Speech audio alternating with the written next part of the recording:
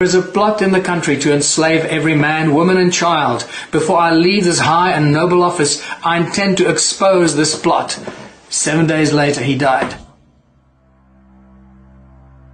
The stuff that's going on around us today just doesn't make any sense. And as we go through this presentation, you'll start to realize why it doesn't make any sense. And that all of this is not by accident. That all of this misery and strife in the world today is actually by design.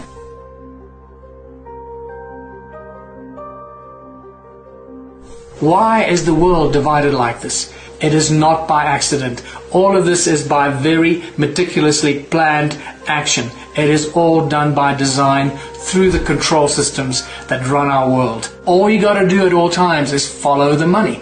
You'll get to the top and discover the Rothschild banking empire and their cronies, the banking families, and what is often referred to as the royal political elite. These families that control the world did not suddenly come into power in the last 100 years. We are talking about thousands of years of royal bloodline control of the world. The Rothschilds and the other banking families pretty much own all the central banks of the world. This is a shock to the system. The central banks of the world, like the Federal Bank of America, the Bank of England, the South African Reserve Bank, the Reserve Bank of Australia, India, Brazil, all the central banks of all the countries of the world do not belong to the people. They are owned private entities that are controlled and owned by the Rothschild banking empire. And they set the norms, the rules, and the financial policies for the countries. And they lend money to the countries, the governments and the presidents and the prime ministers and the ruling parties of the different countries. And this is why we are constantly trapped in a cycle of debt, because the banks that print our money do not belong to its people. What is money really? Well, money is just an idea. It's a piece of paper. It's a tool of enslavement. And what you will learn here is that money is not something that evolved over thousands of years of bartering and trading as a tool that can help humanity prosper. No, it's exactly the opposite. Money was a tool of enslavement that was conjured up a long time ago and introduced as a complete and whole philosophy and a tool of enslavement.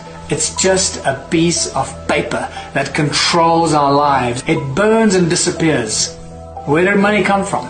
How did money originate? Very few people are actually aware of this. Well, about 6,000 years ago, the first money appeared in the form of clay tablets. This is during the Sumerian Empire. Well, the Sumerian texts tell us about when money first appeared, and also when the first royal bloodlines first appeared, and we find the emergence of the first kings, or the so-called first priest kings. And it just so happens that these first priest kings that appeared out of the blue on earth suddenly created all the banks, they created their temples, and in their temples they started to print these clay tablets, which became the first forms of money.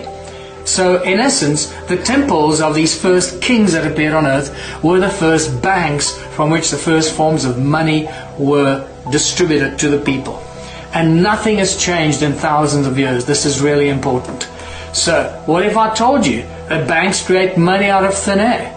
Would you be surprised? Well, that's exactly what happens. They have nothing. Money is absolutely useless. It is a piece of paper. It has no backing, and this is why it's called fiat currency, fiat money.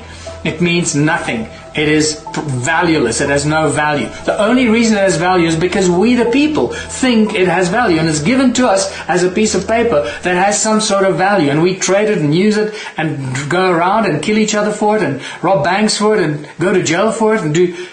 It controls our lives from the first moment we are born to the last moment as we die. Money controls our lives. Many famous people and smart people and businessmen of the past have been aware of this for a long time.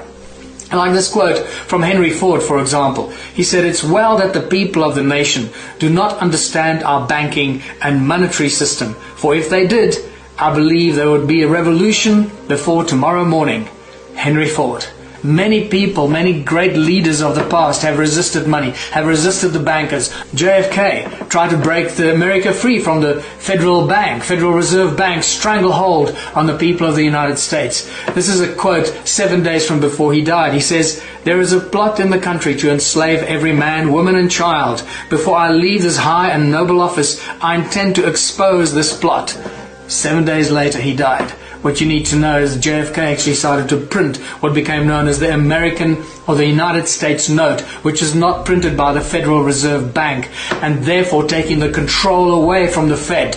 As soon as they assassinated him in Dallas in 1963, within 2 weeks or so, the Fed started to print the American money again, taking that control back. And this happened also with Abraham Lincoln, who 100 years before that started to print the greenback in the United States, making the American people free of all debt. And the greenback was printed by the government. It didn't belong to the Federal Bank or the Rothschild Empire. This was obviously not liked, and they lost control. This is why they shot him and got rid of him, because he didn't play their game. Who controls our governments? Who controls the bankers? Who controls what's going on here? Many people around the world call these the puppet masters. We don't know who they are because they don't want us to know who they are. Quote from Mayer Amschel Rothschild, the founding father of the Rothschild Empire in the 1700s. He says, "Let me issue and control a nation's money, and I care not who writes the laws." And that's exactly what has become of the world and our countries. Because through the banking institutions, they control everything. Think about how money and the bankers control all the education systems, the research laboratories, how they control industry, the large corporations. Everything imaginable ultimately goes back to those who control the money. Follow the money and you'll see the root of evil and the root of control as it unfolds around us. Who controls the corporations? Once again, follow the money. Always leads back to the Rothschilds banking empire. But unfortunately, in our legal systems, corporations have more rights than living, breathing human beings. Think about that. This is unimaginable that something like this could even happen. Many people are shocked when they find out that every country in the world is registered as a corporation. It's not just countries.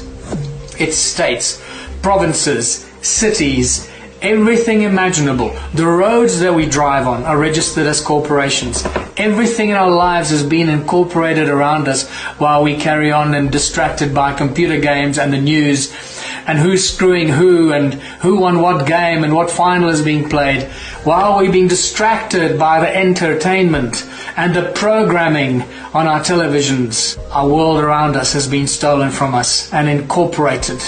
And this is how, through the legal system and the corporations that have more rights than living, breathing human beings, we the people have become slaves to the corporations every step of the way.